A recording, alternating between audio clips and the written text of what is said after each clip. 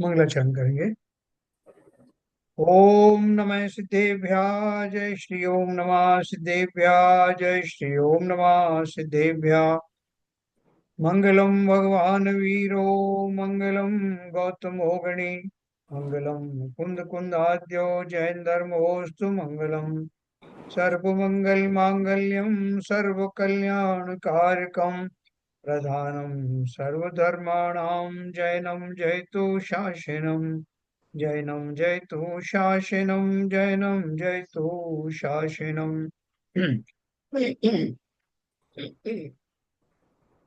नमः समय साराय स्वानुभूत्या चकाशते चित्स्वभावाय भावाय सर्वभावांतरच्छिदे।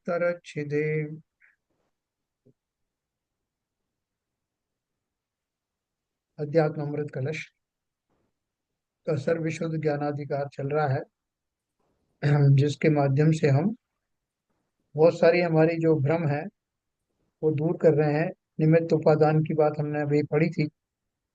और वीतरागी, सर्वज्ञ वीतरागी और साधु वीतरागी, आचार्य वीतरागी में क्या अंतर है उसके बारे में हम जान रहे हैं।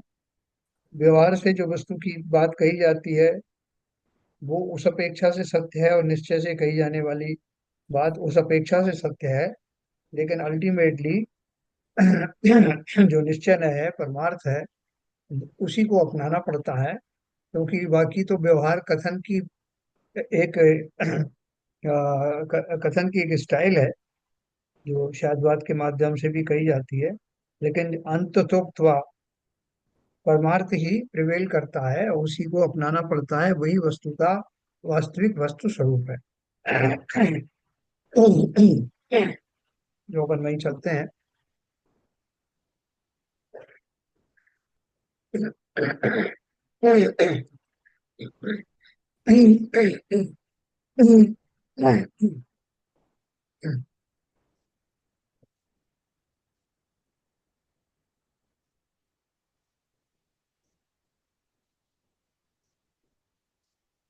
तो अपन ने पढ़ा था, अतः सिद्ध है कि कोई द्रव्य पर द्रव्य रूप परिणमन नहीं करता। जैसे चंद्रमा के पूर्णोदय में समस्त पृथ्वी ऐसी दिखाई देती है जैसे वह दूध में नहा गई हो। वस्तुतः ऐसा दिखाई देने पर भी चांदनी चांदनी रहती है, वह पृथ्वी नहीं बनती, ना ही पृथ्वी चांदनी बनती। इसी प्रकार ज्ञान अपने शुद्ध स्वरूप परिणमन करता है तो समस्त ज्ञेय उसमें प्रतिबिंबित होते हैं। ऐसा होने पर भी ज्ञान में चेतन अचेतन द्रव्यों का प्रवेश नहीं है। हाँ, चाहे वो दूसरे चेतन हो चाहे अचेतन हो, उनका एक द्रव्य में दूसरे द्रव्यों का प्रवेश नहीं होता। ये ज्ञेय रूप ही रहते हैं और ज्ञान ज्ञान रूप ही रहता है। वे कभी एक दूसरे रूप नहीं परिणमते हैं। वो प्रश्न पूछा, क्या यह सत्य है कि ज्ञान ज्ञेय रूप नहीं होता?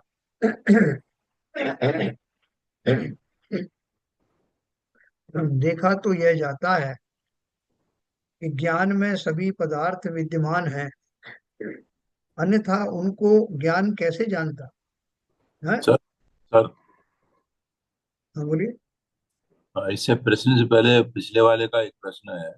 हाँ। जब कोई जीव केवल ज्ञान हो जाता है हम्म। तो उसके ज्ञान में सभी संसार की विश्व की सभी चीजें झलकती हैं, और वो तीन भव पीछे तीन भव आगे के भी झलकते हैं। हम्म। तो ये कैसे होता है, मतलब तुम। हाँ। तीन भाव आगे की बात नहीं, जो भावमंडल की आप बात कर रहे हो, भावमंडल में तो वो ऐसा ही होता है, तीन भाव पुराने और तीन भाव आगामी और एक वर्तमान। हाँ।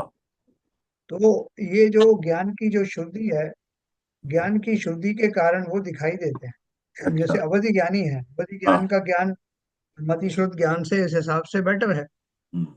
तो अवधि ज्ञान कैसा जानता है, उसमें अवधि ज्ञान के भी बहुत सारे प्रकार हैं। सर्व अवधि ज्ञान है, अल्पावधि ज्ञान है, क्षेत्रावधि ज्ञान है, ऐसे बहुत सारे उसके भेद हैं। तो जो सर्व अवधि ज्ञान है, उसमें काफी दूर तक का, आगे पीछे का वो जीव जानता है, ऐसा उसका अवधि ज्ञान का स्वरूप है। तो केवल ज्ञान की अगर बात करें, तो केवल ज्ञान और भी, वो तो परम विशुद्ध है।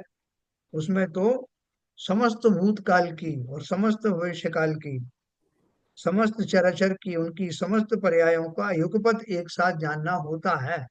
ये केवल ज्ञान की खूबी है, उसकी विचित्रता है, उसकी स्वच्छता है।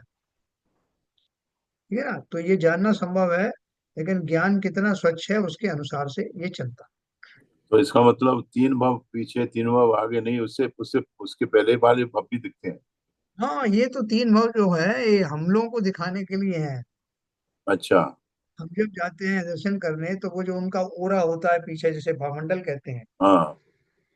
की ही इतनी ज्यादा महिमा है कि उसमें हम जीवों को भी अपने तीन भाव पुराने, तीन भाव आगे के और ओ एक वर्तमान हो का हो दिखाई हो हो। चलो, अच्छा है प्रश्न पूछ के ये हाँ। सूक्ष्म बात क्लियर हुई। मैंने आपसे कई बार इसलिए इसका उदाहरण देता हूं मैं, कि अगर हमें शंका हो जाए कि क्या पता ये भगवान जो है, ये तीन भाव जो दिखा रहे हैं, आगे के तीन पीछे, ये पता नहीं गलत हो, तो अपन दूसरे समूचरण में चलते हैं। क्योंकि पिछली वाली पर्याय मेरे को पसंद नहीं आई, या आगे वाली भी मुझे पसंद नहीं आ रही, कहीं दूसरी जगह चलते हैं, तो वहां भी वही दिखाई देगा। क्योंकि वो ज्ञान झूठा थोड़ी होता है, कि वो ज्ञान जो है खाली रिलेटिव है, कि इनके पास था तो वैसा दिखता था, उनके पास है तो। एब्सोल्यूट टर्म्स में वस्तु जैसी है, व्यवस्था जैसी है, वो वैसा ही दिखाई देता है।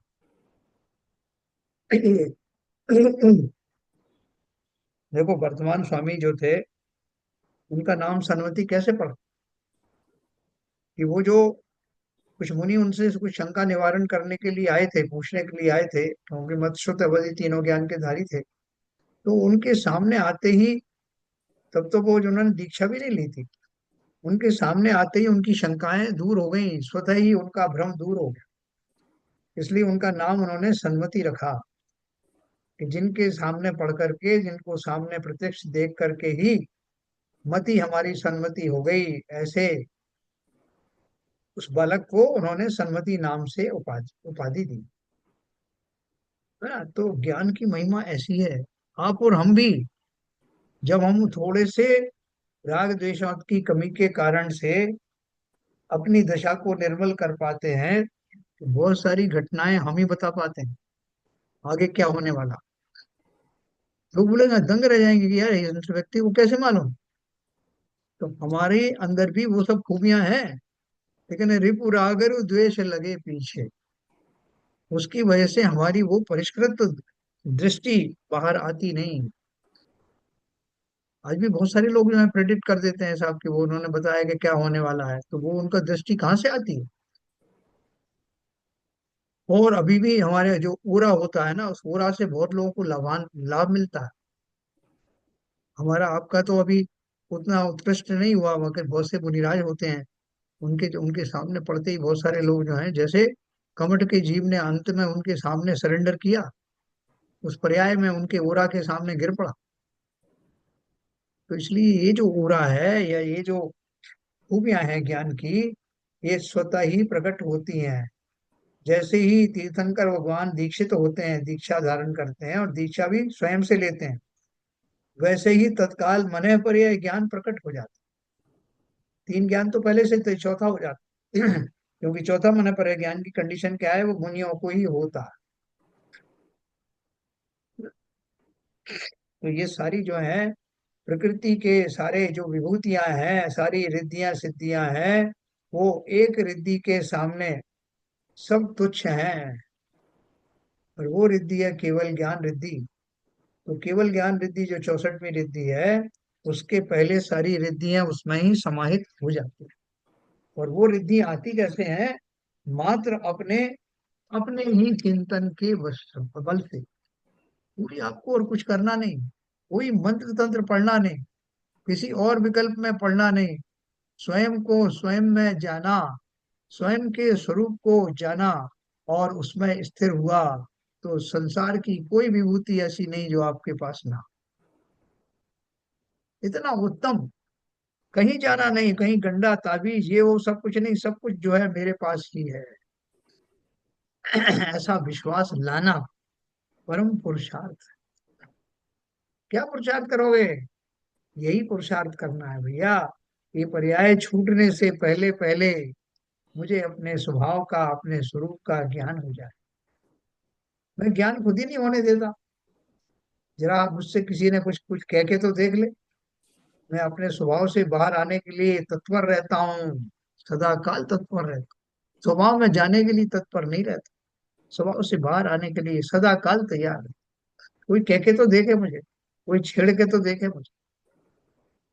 जब तक हम अपने स्वभाव से दूर भागेंगे, दूसरों को इम्प्रेस करने के लिए भाव से, दूसरों को डराने के भाव से, दूसरों को लुभाने के भाव से, किसी भी तरीके से जब भी मैं अपने स्वभाव से बाहर आऊंगा, स्वयं अपना ही नुकसान होगा।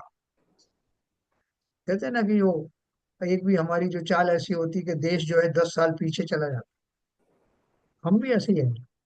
हमारे खोटे भावों से जो कुछ हमने अर्जित किया था अभी तक पहले, हमारे खोटे भावों का निमित्त पा करके हम कितने पीछे चले जाते। कल तक तो हम बहुत अच्छी अच्छी बात सोच रहे थे, कर रहे थे, लेकिन अचानक से जीवन में कुछ घटा और हम तुरंत स्वभाव से बाहर आ गए। 50 साल पीछे चले गए। जो मैंने स्वाध्याय किया, जो मैंने जो चिंतन किया, वो सब मैंने मटिया मेल्ट कर दिया। इसलिए बहुत संभालना। तभी वो कहते हैं संयम रतन संभाल, विषय चोर बहु फिरत हैं। तत्काल तत्पर रहते हैं वो चोर। जरा आपकी जो है वो दृष्टि हटी और दुर्घटना घटी। तो देखो आगे चलते हैं। प्रश्न क्या पूछा, क्या यह सत्य है कि ज्ञान ज्ञेय रूप नहीं होता? देखा तो यह जाता है कि ज्ञान में सभी पदार्थ विद्यमान हैं, अन्यथा उनको ज्ञान कैसे जानता? इसके बिना सर्वज्ञ का ज्ञान सबको कैसे जानता? तो ये चेले ने अंदाज लगाया, देखो थ्योरी कैसे बनती है। उसने क्या अंदाज लगाया कि सारे पदार्थ ज्ञान के अंदर ही समाहित हैं, तभी तो वो दिखते हैं। ज्ञान के अंदर ही घुल मिल गए हो, तो इसलिए जब मैं ज्ञान का कोई काम करता हूँ तो वो मुझे दिखाई देते हैं, क्योंकि ज्ञान में ही तो घुसे हुए थे। समाधान दिया, ज्ञान का स्वभाव जानने का है, किसी को घुसाने का नहीं। ज्ञान का स्वभाव जानने का है। ये का भी स्वभाव ज्ञान के द्वारा जाना जाता है, जाना जाए ऐसा है। अतः अपने ज्ञान ज्ञेय स्वभाव की अनुकूलता से दोनों में अपनी अपनी क्रियाएं पाई जाती हैं। क्या क्या क्रियाएं पाती हैं? कि मैं ज्ञान हूँ, ज्ञान का धारी हूँ, अर्थात ज्ञान ही हूँ। तो मैं ज्ञान हूँ, और जो वस्तुएं जिन्हें मैं जानता हूँ वो ज्ञेय हैं। मैं उन्हें किस लिए जानता हूँ? दो कारण से जानता हूँ। एक तो इसलिए कि मैं ज्ञानी हूँ, ज्ञान में नहीं आएंगी, जानने में तो किस में आएंगी। दूसरी बात, प्रत्येक पदार्थ में प्रमेयत्व नाम का गुण पाया जाता है, जिसके फलस्वरूप वो वस्तु किसी ना किसी ज्ञान का लक्ष्य हमेशा रहती है, ज्ञान का विषय बनी रहती है। संसार का एक कण भी ऐसा नहीं जो किसी भी ज्ञान में ना आए। इसलिए हम जो कहते हैं कि ये काम गुप्त रूप से कर लो भाई साहब, किसी को कानो कान खबर ना हो। तो ऐसा कभी संभव है 3 काल में कि मेरी कोई की गई बात गोपनीय रहे? किसी को नहीं मालूम। वो बात कम से कम 2 लोग तो जरूर जानते हैं। कौन से 2 लोग? हाँ, कोई बता सकता है कि ऐसी कौन सी बातें हैं जो 2 लोगों को हमेशा पता रहती एक तो खुद को पता रहती है, है? और और दूसरा किसी न किसी किसके से तो ज्ञानी? बात, जिसके, केवल ज्ञानी। हाँ केवल ज्ञानी को पता रहती केवल ज्ञानी को पता है, 100% पता है। है। ठीक है ना? वैसे जो अपन बोल रहे हैं ना कि किसी न किसी ज्ञान का विषय बनती है, तो किसी न किसी ज्ञान में अगर केवल ज्ञान को छोड़ भी दें तब भी या तो किसी मति शुद्ध ज्ञान का विषय बनेगी, किसी अवधि ज्ञान का विषय बनेगी, किसी मने परे ज्ञान का विषय बनेगी। केवल ज्ञान तो है ही। तो आगे बात कर रहे हैं, ये ज्ञान में विद्यमान नहीं है, अपने अपने स्थान में विद्यमान है। यदि ज्ञान में आ जाते तो उन उन स्थानों में उनका अभाव हो जाना चाहिए। ये सामने घड़ी रखी हुई है और वो मेरे ज्ञान में घुस गई, तो अब वो उस जगह से खाली हो गई, टेबल खाली हो गई। क्यों? क्योंकि वो घड़ी मेरे ज्ञान में जाकर के चली गई। हाँ, तो वो बोल रहे हैं कि कोई भी वस्तु अपने स्थान से हटती नहीं, मेरे जब ज्ञान में आती है तो उसके जहाँ स्थिति है उस सहित ज्ञान में आती है कि वो कहाँ है। तो मेरे ज्ञान में थोड़ी घुसती। तो ये ज्ञान में विद्यमान नहीं है, अपने अपने स्थान में विद्यमान है। यदि ज्ञान में आ जाते तो उन उन स्थानों में उनका अभाव हो जाना चाहिए। पर ऐसा होता नहीं। उससे सिद्ध है कि ज्ञेय चलकर ज्ञान में नहीं आता। फिर एक प्रश्न है, यह भी सत्य है कि ज्ञेय अपने अपने स्थान में पाए जाते हैं, अतः वे ज्ञान में नहीं आए, तथापि ज्ञान में दिखाई देते हैं, जैसे दर्पण में वस्तुएं दिखाई देती हैं। तो प्रश्न यह है कि जब पदार्थ अपने अपने स्थान में ही रहते हैं, तब ज्ञान में या दर्पण में दिखाई देने की क्रिया क्या भ्रमपूर्ण है? पहला क्या क्वेश्चन पूछा था कि वो वस्तुएं अवश्य मेरे ज्ञान में घुल मिल जाती होंगी तभी तो ज्ञान में दिखाई देती हैं, यानी वो अपनी अपनी जगह छोड़कर मेरे ज्ञान में प्रविष्ट हो जाती। फिर दूसरा उन्होंने देखा यार ऐसे तो ये मान नहीं रहे, दूसरा क्वेश्चन दागा। क्या दागा? कि आपने बोला कि सभी पदार्थ अपने अपने स्थान पर होते हैं, ज्ञान उनको जानता भर है। तो वो कह रहे हैं जब पदार्थ अपने अपने स्थान में ही रहते हैं, तब ज्ञान में या दर्पण में दिखाई देने की क्रिया क्या भ्रमपूर्ण है, कि वास्तव में ज्ञान में नहीं दिखाई देते, वो मुझे ऐसा भ्रम हो जाता है। बाकी सब घड़ी अपनी जगह पर है, पुस्तक अपनी जगह रखी हुई है, वो मेरे ज्ञान में आती नहीं। आपने बोला कि वो चल करके मेरे ज्ञान में घुसती नहीं है। दूसरी बात यह कि वो वस्तु अपने स्थान पर रहती है। तो इसका अर्थ ये हुआ कि उनको जो मेरा ज्ञान देखता है, वो कैसे देखता है? वो ज्ञान का उसका देखना खाली मुझे ऐसा भ्रम हो जाता होगा कि मेरे ज्ञान ने देखा। समाधान दिया, पदार्थ का ज्ञान में झलकना भ्रमपूर्ण नहीं है। वह वास्तविक है, क्योंकि वे पदार्थ भी वास्तविक हैं। परंतु ज्ञेयों का यह ज्ञान, ज्ञान की स्वच्छता रूप उसी का अपना परिणमन है। ज्ञेयों का यह ज्ञान, ज्ञान की स्वच्छता रूप उसी का अपना परिणमन है। ज्ञेयों के निमित्त से होने वाला ज्ञान का यह परिणमन यथार्थ ही है, भ्रम नहीं है। इसी प्रकार पदार्थों का दर्पण में प्रतिबिंबित होना, दर्पण की रूप स्वच्छता रूप उसका अपना परिणमन है। पदार्थ उस परिणमन में निमित्त है। दर्पण तो अचेतन पदार्थ है, इसलिए उसके भ्रमित होने का प्रश्न ही नहीं उठता। उन्होंने दर्पण की उदाहरण देकर के बोला कि जिस तरह से दर्पण की स्वच्छता के कारण सामने वाले पदार्थ उसमें दिखाई देते हैं, वो कोई भ्रम नहीं है। दर्पण को काहे का भ्रम? वो तो अचेतन है, जैसा दिख रहा है वैसा उसमें दिखाई दे रहा है। तो पदार्थ उस परिणमन में निमित्त है। दर्पण तो अचेतन पदार्थ है, इसलिए उसके भ्रमित होने का प्रश्न ही नहीं उठता। ज्ञेयों के निमित्त से होने वाले ज्ञान का यह परिणमन यथार्थ ही है, भ्रम नहीं है। क्या परिणमन हुआ ज्ञान का? ज्ञान का परिणमन का अर्थ क्या है? जैसे मेरा ज्ञान अभी एक चौकोर वस्तु को देख रहा था, तो मेरा उस वस्तु का आकार जो है मेरे ज्ञान में बना।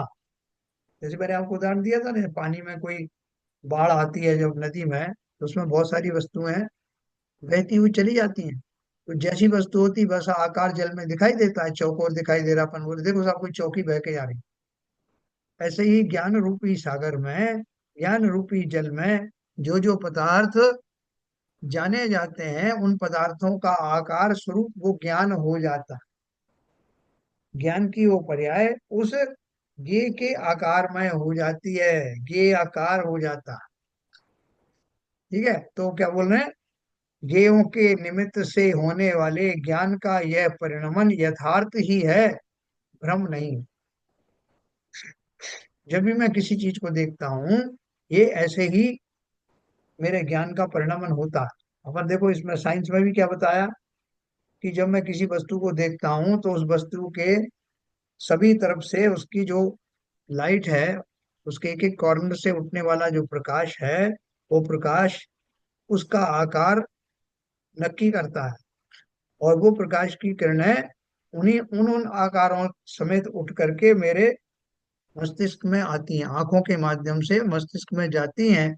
मस्तिष्क की में उसकी इमेज उल्टी पड़ती है, जिसे मस्तिष्क सीधा करके देख लेता है। ये थ्योरी क्यों बनाई गई, क्योंकि उन्होंने एज्यूम किया कि ये कैसे होता, और उनके जो प्रैक्टिकल है साइंस के उसके हिसाब से उन्होंने कंफर्म भी किया। ठीक उसी प्रकार से ज्ञान का जो सामर्थ्य है वो ज्ञेय आकार होने का है। जब जिस ज्ञेय को जानता है तो ज्ञान में उस तरह के आकार बनते हैं।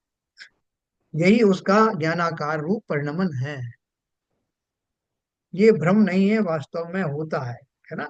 इसी प्रकार पदार्थों का दर्पण में प्रतिबिंबित होना, दर्पण की स्वच्छता रूप उसका अपना परिणमन है। पदार्थ उस परिणमन में निमित्त है ना। सामने पदार्थ आएगा तो ज्ञान वैसे ही तो जानेगा, उस रूप से देखेगा। अभी मैं सामने एक पहाड़ को देखता हूँ और एक छोटे से कंकर पत्थर को देखता हूँ, तो मेरी आंखों से वो आकार क्यों इतना बड़ा, आंखें छोटी छोटी सी हैं, लेकिन वो विशाल पर्वत को देख पाती हैं पूरा। वो कैसे देख पाती हैं, क्योंकि उस समय ज्ञान का परिणमन उस पर्वत रूप होने वाले द्रव्य को भली प्रकार से देख पाती हैं। मेरा ज्ञान पर्वताकार हो गया।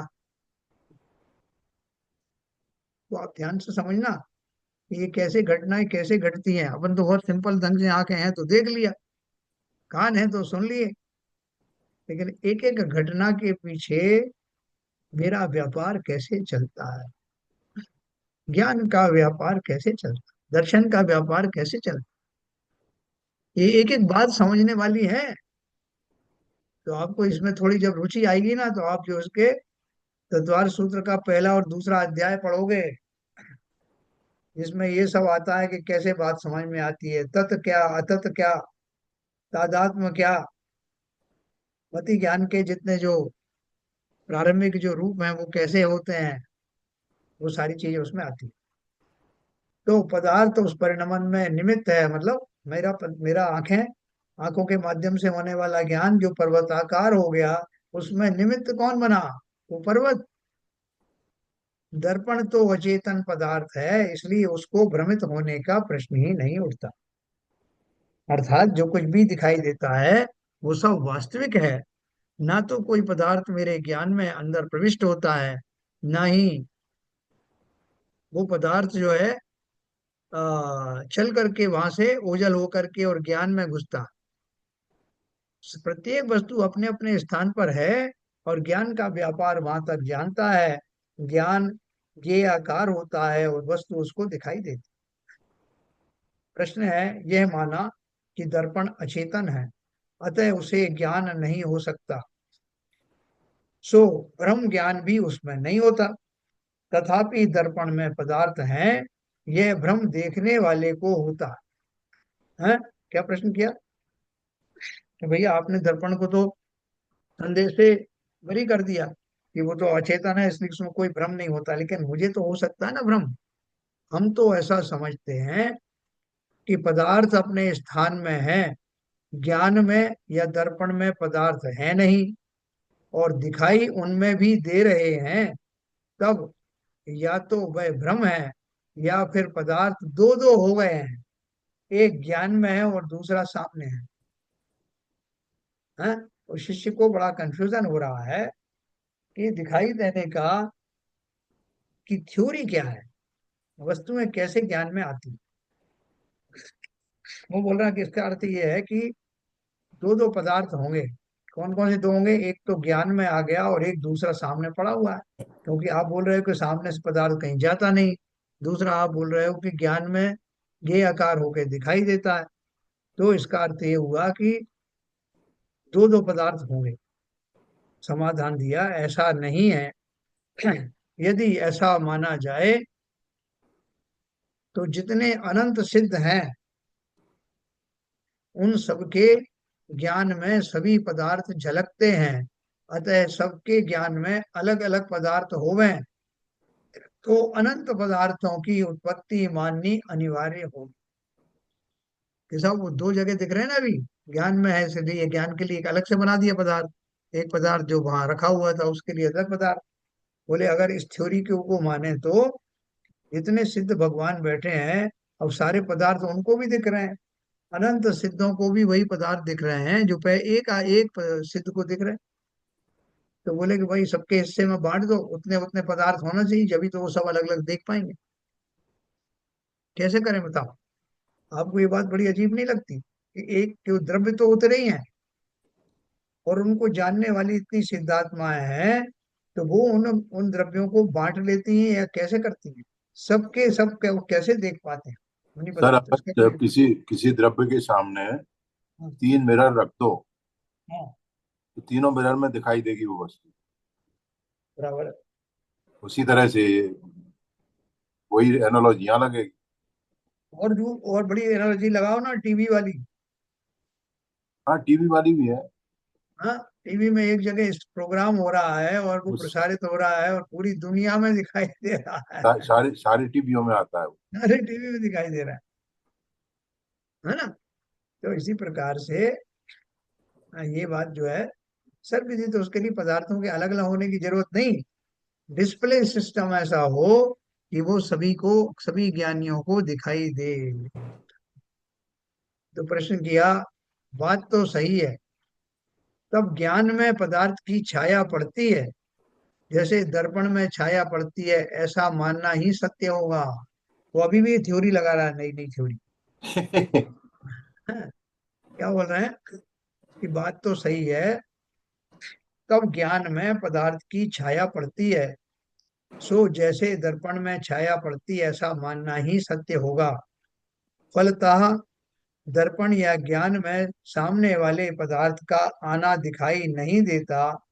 वे तो अपने अपने स्थान पर स्थित हैं। पदार्थ उनमें नया उत्पन्न होता नहीं है। तब उन पदार्थों से उनकी छाया ही अंश रूप में ज्ञान या दर्पण में आती है, ऐसा मानना उपयुक्त होगा। हैं? देखो इतने तरह के प्रश्न क्यों पूछ रहे हैं वो? जिससे आपकी जो जो जो थ्योरियां चल रही हैं वो सब धराशायी हो जाए। इसलिए वो क्वेश्चन पूछ रहे हैं, आपका कोई डाउट छोड़ना नहीं चाहते। तो उन्होंने बोला आपकी सब बात मान ली, पदार्थ अपनी जगह रहता है, ज्ञान में प्रविष्ट होता नहीं है ना? और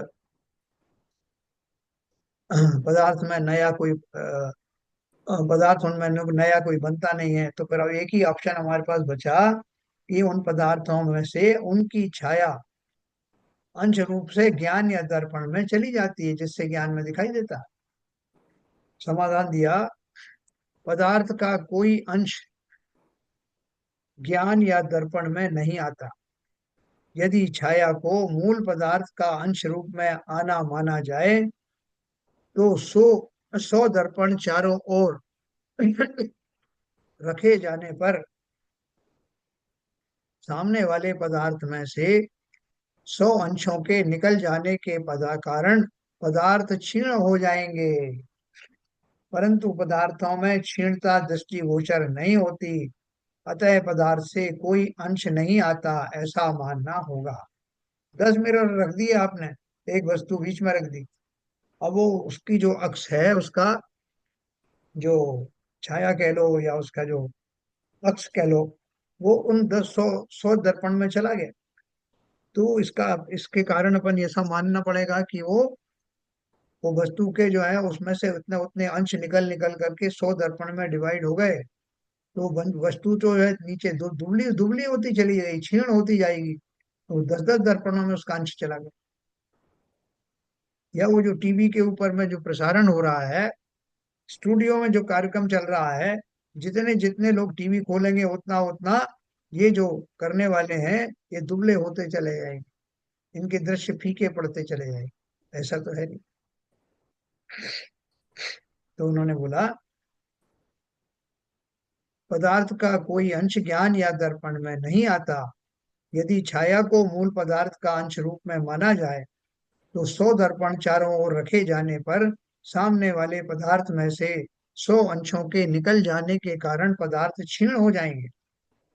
परंतु पदार्थों में क्षीणता दृष्टिगोचर नहीं होती, अतः पदार्थ में से कोई अंश नहीं आता, ऐसा मानना होगा।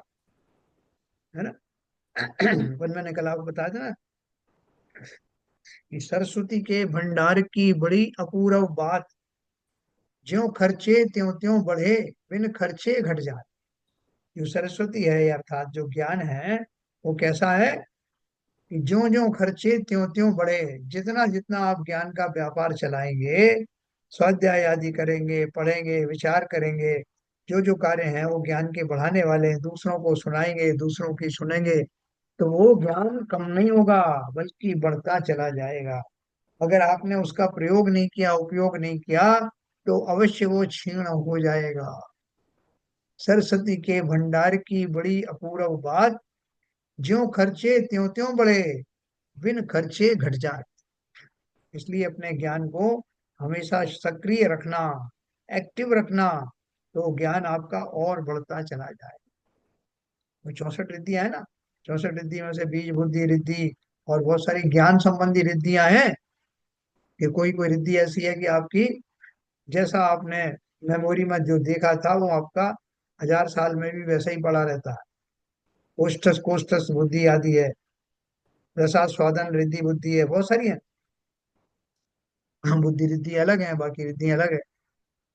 तो वो क्या बोल रहे हैं, देखो, देखो अपना जो ज्ञान है ना, उस ज्ञान के बारे में हमने कभी अपने बहुत सी बातें जानी नहीं कि वो ज्ञान कैसा है। ज्ञान शब्द से ही हम संतुष्ट हो गए, लेकिन कैसे वो रिद्धियों का कमाल दिखाई देता है, वो सब ज्ञान की वस्तुएं हैं।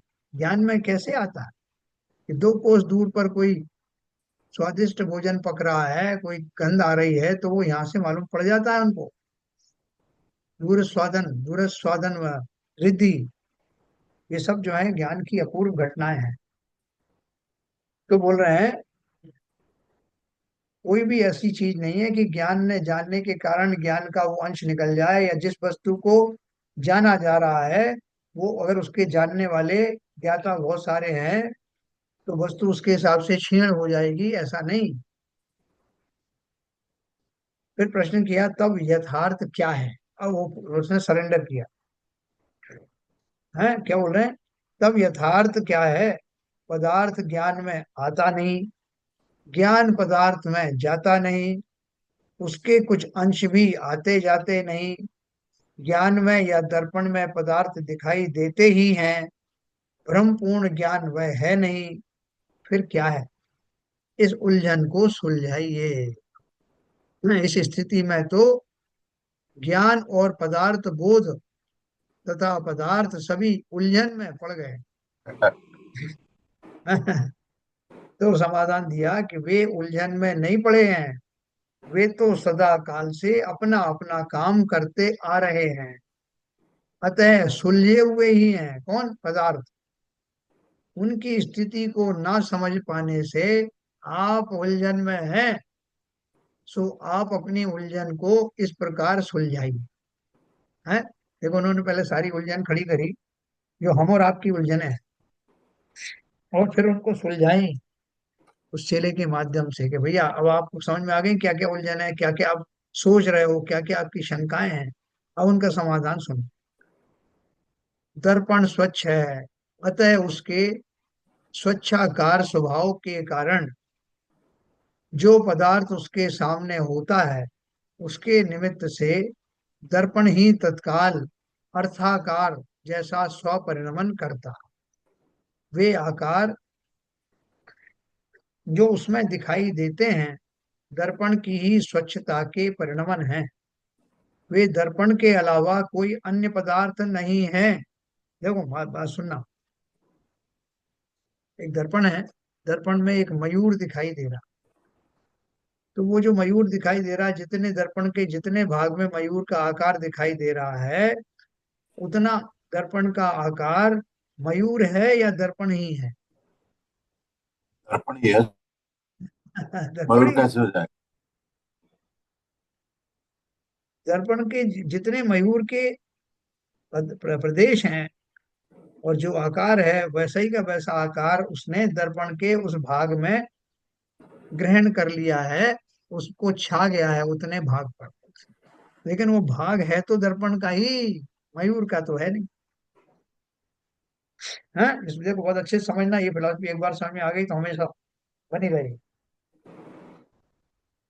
दर्पण स्वच्छ है, अतः उसके स्वच्छाकार स्वभाव के कारण जो पदार्थ उसके सामने होता है, उसके निमित्त से दर्पण ही तत्काल अर्थाकार यानी उस जैसा जैसा स्वपरिणमन करता है। वे आकार जो उसमें दिखाई देते हैं, दर्पण की ही स्वच्छता के परिणमन हैं। वे दर्पण के अलावा कोई अन्य पदार्थ नहीं है।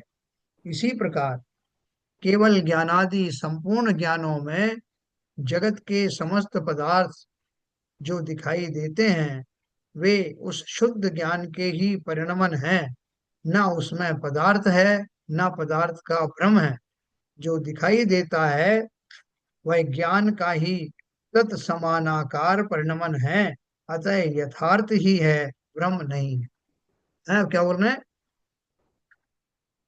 जैसे अभी दर्पण की उदाहरण दी ना, कि दर्पण के जितने भाग में वो मयूर के आकार का स्थान उसने ग्रहण किया है, और दर्पण उस आकार में हो जाने के कारण उसको ये बात समझ में आई कि मेरे सामने कोई इस आकार का पक्षी खड़ा है।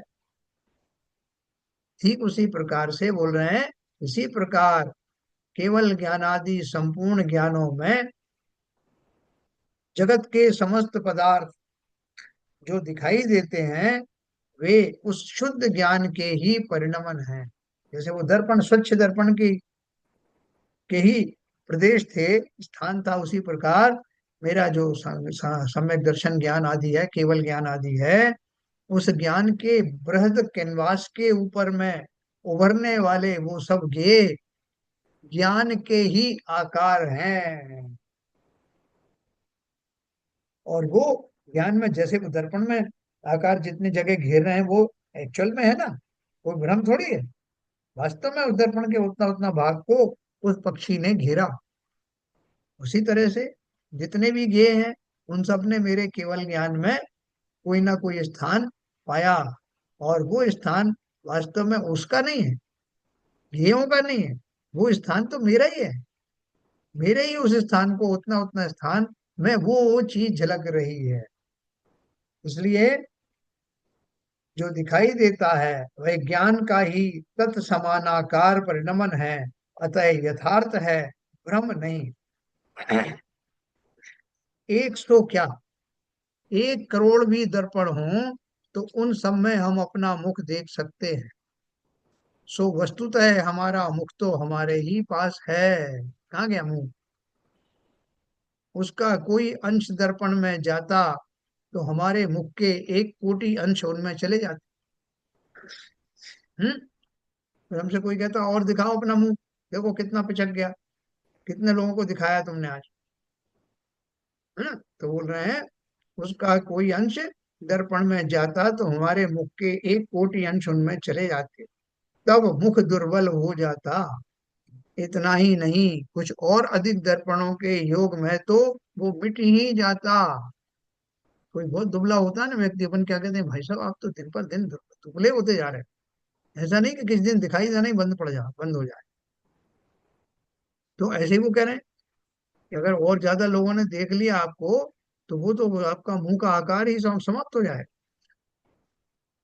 इतने सारे अपने टीवी खोल लिए, आप हर टीवी वाले को विनती करें, भाई साहब मैं देख रहा हूँ टीवी, आप अपना टीवी मत खोलना, नहीं तो वो स्टूडियो बंद हो जाएगा, इतने सारे लोग देखेंगे तो।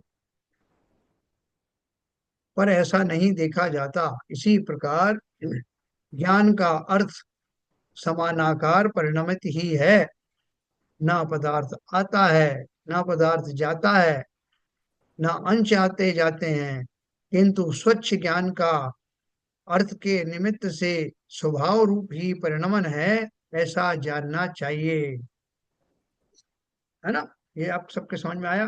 क्लियर? अगर किसी कोई प्रश्न हो तो पूछ सकते हैं। आगे चलते हैं।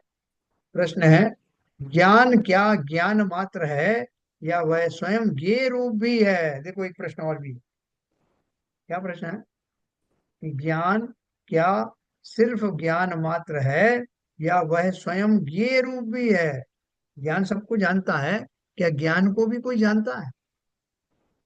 यदि वह स्वयं ज्ञान रूप ही है, तो अनंत सिद्ध परमात्माओं का ज्ञान सिर्फ ज्ञान है, यह कोई केवली भी ना जान सकेगा। है? ऐसी अवस्था में सबसे बड़ा दोष यह होगा कि हम सब सचेतनों को केवली कैसे देखेंगे, क्योंकि हम सब सचेतन ज्ञान रूप हैं, ये रूप नहीं।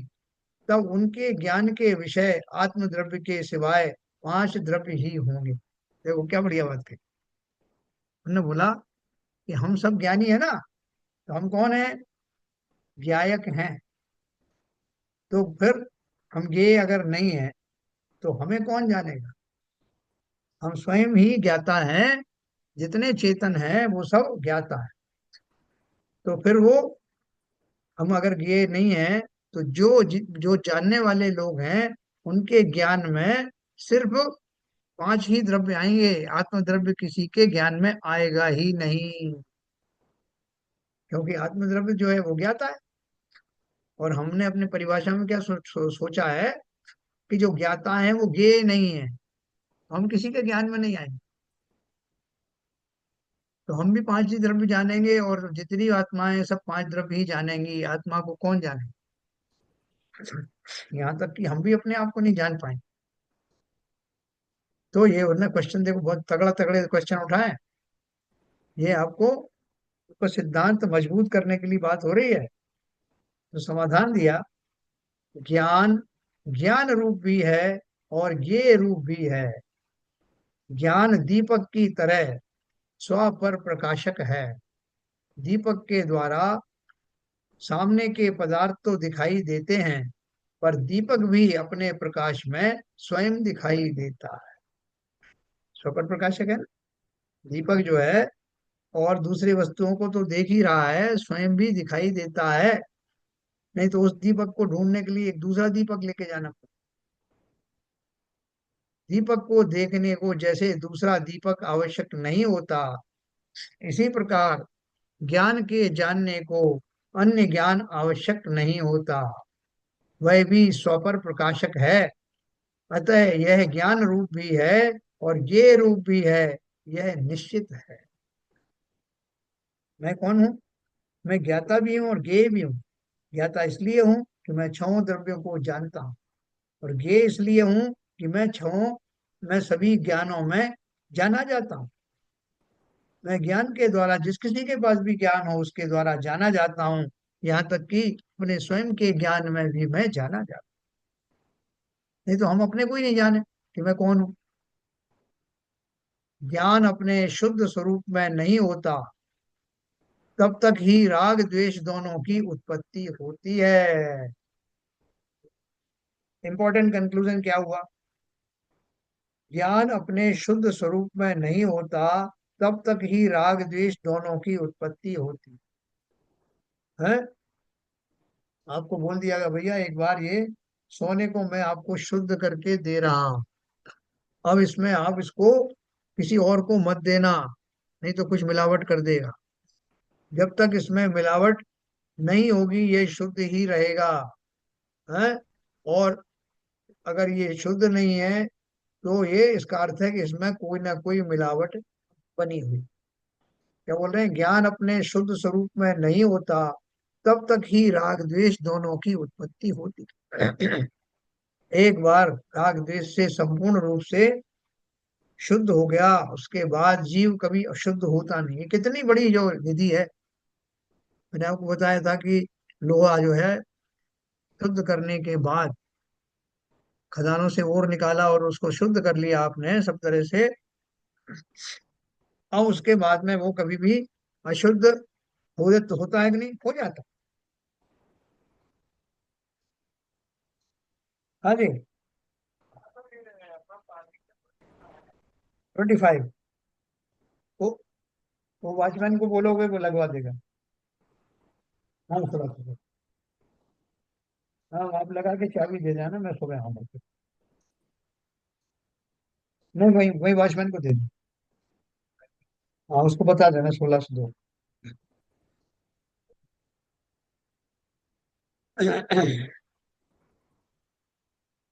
तो अपन क्या बात कर रहे थे? ज्ञान अपने शुद्ध स्वरूप में नहीं होता तब तक ही राग द्वेष दोनों की उत्पत्ति होती है। लोहे में अगर पानी का कहीं प्रकोप हो गया तो वो शुद्ध होते हुए भी फिर से अशुद्ध हो जाता है, जंग लग गई।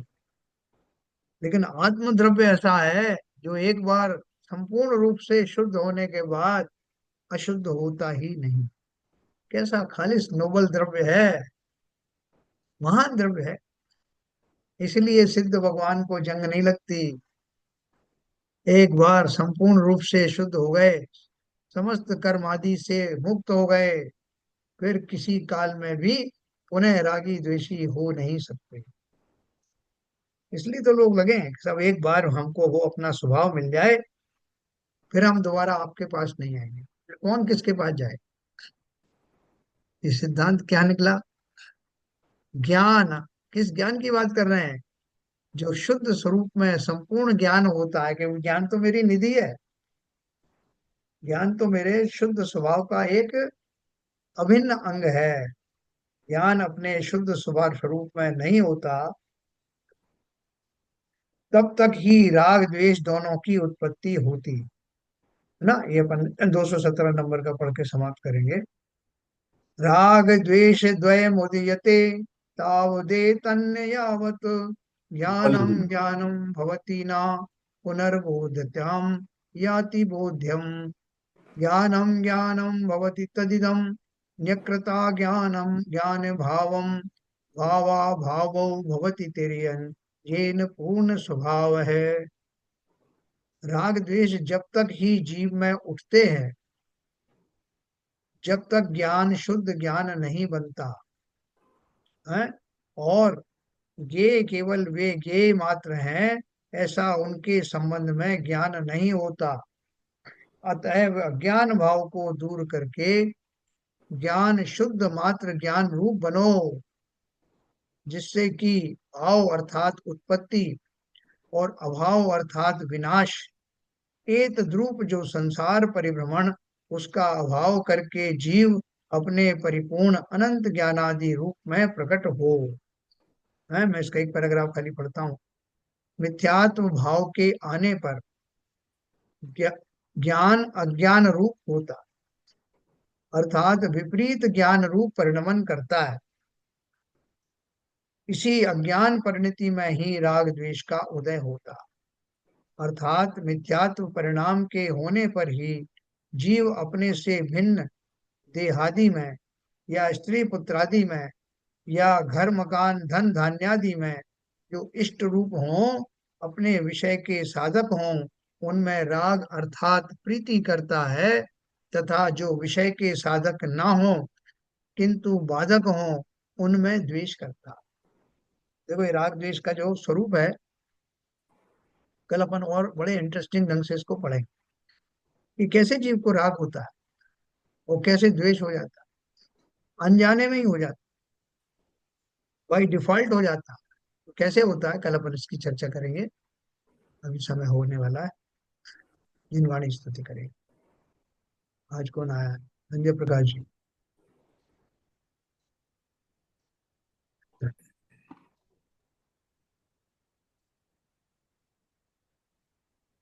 सिरि जिणे वाणी जग कल्याणी जग जन मति तमे मोहे हरि जन मन हारी गण हरे हारी जरा भवे रोगे हरि तिथैराणं दिव्य जुणिं जो पडै सुडै मय्ये धारै नाणं सौख्ये मणन्तं धरिये सासदे मोक्षे पदं पावै सासदे मोक्षे पदं पावै।